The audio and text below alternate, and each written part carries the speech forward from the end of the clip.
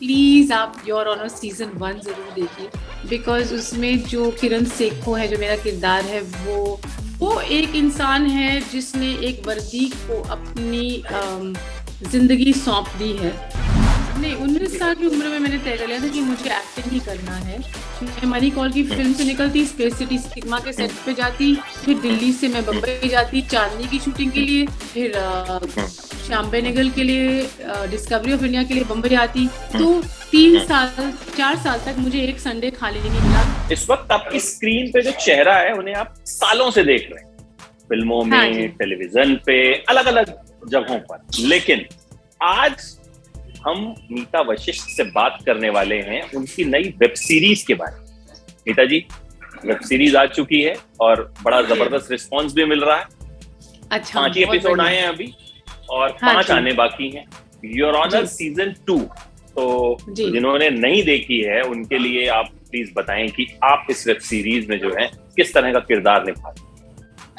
जिन्होंने नहीं देखी है, मैं उनसे बहुत बहुत रिक्वेस्ट और अर्जी करूंगी कि प्लीज आप योर ऑनर सीजन 1 जरूर देखिए, बिकॉज उसमें जो किरण सेखो है, जो मेरा किरदार है, वो मैंने काफी तगड़ा है और बहुत उसे सराहा गया था पिछले सीजन में। फर्स्ट सीजन के एंड में वो जरा जिस जज पे वो इतना विश्वास करती थी, जिसको बहुत मानती थी, उसी ने उसको फंसा फुसूक के जेल, गलत तरीकों से जेल में भिजवाया है। और अब वो 10 दिन बाद निकल के वापस ड्यूटी ज्वाइन करती है, उस जज के पीछे पड़ जाती है हाथ धो के कि इसका खुलासा करना जरूरी है। तो लगभग ये है कैरेक्टर। तो कैरेक्टर ग्रे होगा, ब्लैक होगा, या फिर दोनों ही नहीं होगा, एक अलग ही शेड होगा? Kiran Sekhon is neither grey no black. She wasn't, वो फर्स्ट सीजन में भी ना तो ग्रे थी ना ब्लैक थी। वो एक इंसान है जिसने एक वर्दी को अपनी जिंदगी सौंप दी है और वो किसी तरह सिस्टम को संभाल रही है, इर्द गिर्द लोगों को संभालती है, अपनी वर्दी की इज्जत रखना चाहती है और साथ में एक अच्छी माँ बनना चाहती है अपने बच्चे के लिए। तो सब चीजें वो बहुत सारी बॉल्स जिसे कहते हैं ना, जगल कर रही होती है। तो वो है उसका। अच्छा, रीजन क्या रहा? पहली बात तो ओटीटी पे आने का। ओटीटी पे तो आप जाहिर है पहले सीजन में भी थी, और इस खास तौर पे इस वेब सीरीज के दूसरे सीजन को करने का, क्योंकि और भी बड़े अच्छे अच्छे परफॉर्मर्स हैं इसमें। नहीं, ऐसा नहीं है। अक्सर आपको एक मीडियम चुनता भी है, आपके पास भी आता है। मैं एक्ट्रेस हूँ, अब मैं ओटीटी में करूँ या फिल्मों में करूँ या टेलीविजन में करूँ, लोग अच्छे होने चाहिए, रोल अच्छा होना चाहिए और स्क्रिप्ट में दम होना चाहिए। क्योंकि फॉर्चुनेटली मैं हर मीडियम में काफी आराम से बैठ पाई हूँ। ऐसा नहीं कि अक्सर एक्टर्स होते हैं जो थिएटर में अच्छे होते हैं लेकिन फिल्म कैमरे में नहीं होते, या कैमरे में अच्छे होते हैं थिएटर में नहीं। तो मेरे साथ ऐसा नहीं रहा है। योर ऑनर सीजन 2 का, हर सीजन 2 का ये होता है कि जब आप सीजन 1 साइन करते हैं तो आपको सीजन 2 का कॉन्ट्रैक्ट साइन करना ही पड़ता है। तो पहले तो बात वो हो गई कि एक लीगल टेक्निकल चीज है वो। दूसरा ये है कि जब आपने आपका एक कैरेक्टर बहुत अच्छा एक्सपीरियंस रहा है आपका उस कैरेक्टर का फर्स्ट सीजन में, तो नेचुरली आपको थोड़ी लालच होती है कि सीजन 2 में इसको और एक्सप्लोर किया जाए। आपको लगता है कि आज का जो दौर है, अगर कोरोना को दरकिनार भी कर दिया जाए, तो ओटीटी कहीं ना कहीं एक्टर्स के लिए एक जरूरत भी बन गया है? बड़े पर्दे पर जो चीजें आपको सिड्यूस कर पाती हैं, जैसे सॉन्ग, डांस हो गया, बहुत बड़ी कोरियोग्राफी और हिट सॉन्ग हो गया। अक्सर आप देखें कि अक्सर फिल्म चले ना चले, वो हिट सॉन्ग अगर हो गया तो वो फिल्म की चर्चा चलती रहती है। बिल्कुल। अब ओटीटी में वो है नहीं। तो जितने लोग थे जो शिद्दत से लेखक थे, डायरेक्टर्स थे, एक्टर्स थे, जो बहुत कुछ एक चीज को लेके बहुत कुछ कर सकते हैं, तो एक तरह से एक जो प्योरिटी है परफॉर्मेंसेस की, प्योरिटी ऑफ राइटिंग, वो सब वापस कम से कम ओटी के जरिए वापस आ गई है। मेरी मदर जहाँ रहती है दिल्ली में, तो मार्केट है छोटी सी, तो उसमें जो स्टेशनरी का, जो जिनकी स्टेशनरी की दुकान है, वो उसको बचपन से जानती हूँ मैं। वो आप क्या कर रहे हैं आजकल मीता जी, ये क्या है? तो मैंने उससे कहा आप क्या देख रहे हैं आजकल? तो उसने कहा कि हम ओटीटी देखते हैं काफी। तो मैंने कहा हाँ, सिनेमा तो बंद है, इसे नहीं खुल भी जाएंगे तो मुझे शायद ओटीटी ही देखूंगा। मैंने कहा ऐसा क्यों? उसने कहा कि उसमें ओटीटी की कहानी में और कैरेक्टर्स में डिटेलिंग ज्यादा होती है। तो उसने खुद ये कहा कि मुझे वो जो डिटेलिंग होती है वो पसंद है।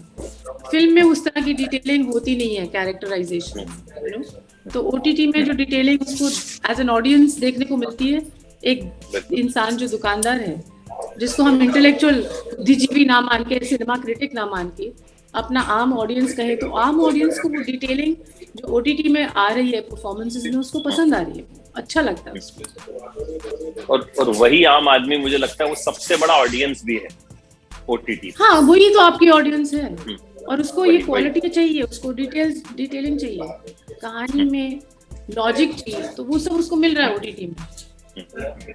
अच्छा, आपको लगता है कि जैसा कोरोना के दौर में हमने देखा ओटीटी पे ही कंटेंट आया, तो कहीं ना कहीं लोगों को एक आदत भी पड़ गई है कि अच्छा ठीक है, घर पे अपने कंफर्ट के हिसाब से बैठे हैं, जब आज मेरे पास 2 एपिसोड देखने का टाइम है मैं देख लेता हूँ और कल बाकी के देख लूंगा, या फिर मुझसे रुका नहीं जा रहा तो मैं एक साथ ही पूरी वेब सीरीज देख लेता हूँ। तो आपको लगता है कि ये ओटीटी ने कहीं ना कहीं सिनेमा जाने वाली जो आदतें हैं वो कहीं ना कहीं थोड़ी सी छुड़वाई?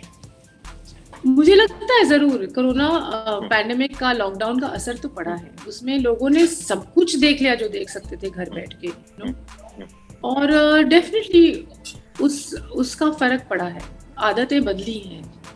मुझे ये भी लगता है कि मल्टीप्लेक्स वगैरह में महंगा बहुत हो जाता है सिनेमा का एक्सपीरियंस। आप मल्टीप्लेक्स में जाते हैं परिवार के साथ, तो आम आदमी के लिए बहुत ज्यादा पैसे खर्चने वाली बात हो जाती है, क्योंकि आपका माने हर खाने पीने की चीज से, टिकट से लेके खाने पीने की चीज, कम से कम एक आम परिवार के लिए कम से कम 2500 का तो खर्चा हो। बिल्कुल बिल्कुल बिल्कुल, और यहाँ आप इतने में साल भर की मेंबरशिप ले लेते हैं। बिल्कुल।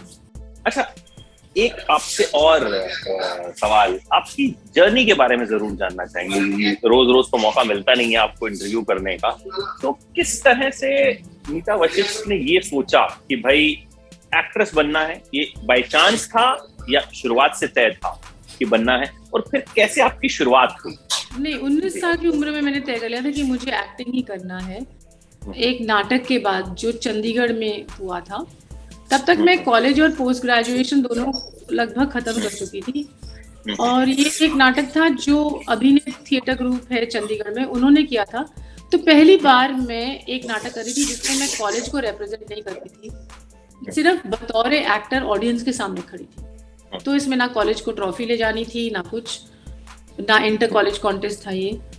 और उस समय का जो स्टेज पे होने का एक्सपीरियंस था, वो मैं हॉस्पिटल, मैं सेलर होती थी, मैं बहुत सेलिंग वेलिंग करती थी, तो शो के 10 दिन पहले मैं डुबकी खा गई लेक में, हमारी बोट उलट गई थी, तो मैंने काफ़ी वो पानी पी लिया, तो काफ़ी बीमार पड़ गई, हॉस्पिटल में 2 हफ्ते रहना पड़ा, एमीबिक डायसेंट्री हो चुकी थी। तो उस बहुत कमज़ोर से हालत में मुझे उठा के लाए कि भाई परसों शो है तो प्लीज़ टेक रन के लिए आ जाओ और फिर शो कर लेना। तो हॉस्पिटल से उठा के लाए थे, जिसमें मैं 12 दिन से सिर्फ ड्रिप पे थी, 12-14 दिन से। लेकिन उसके पहले हम लोगों ने नाटक के काफी रन थ्रूज कर चुके थे, तो दिमाग में था प्ले।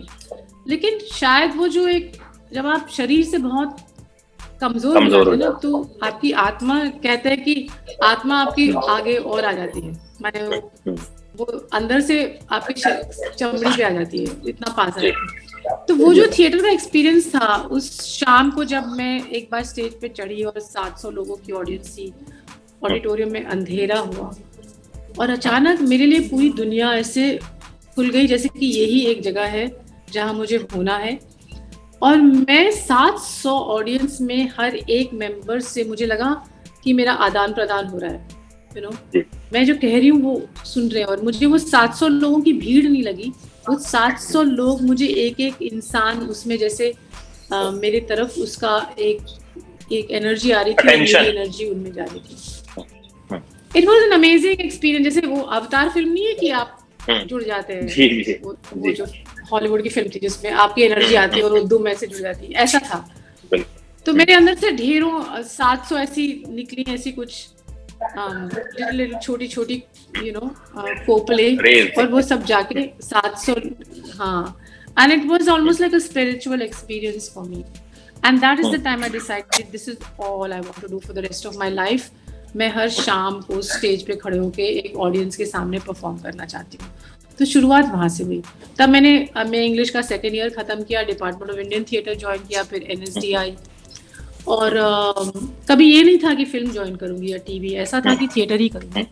लेकिन 87 में जब हम लोग पास आउट हुए तब तक टेलीविज़न आ चुका था, सीरियल्स आ चुके थे और थिएटर का स्पेस ख़त्म हो चुका था उस समय।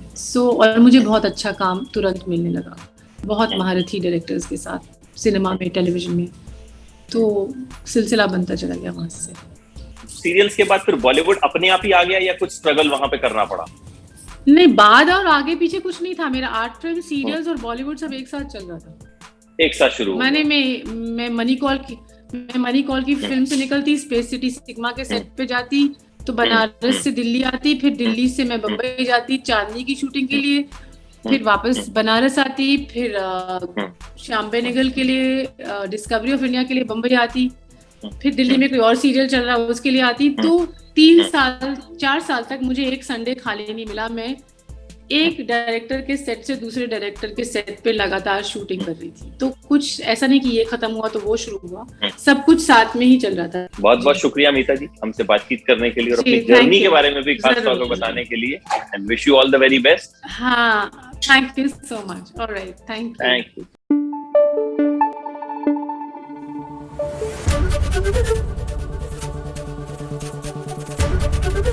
ABP न्यूज आपको रखे आगे।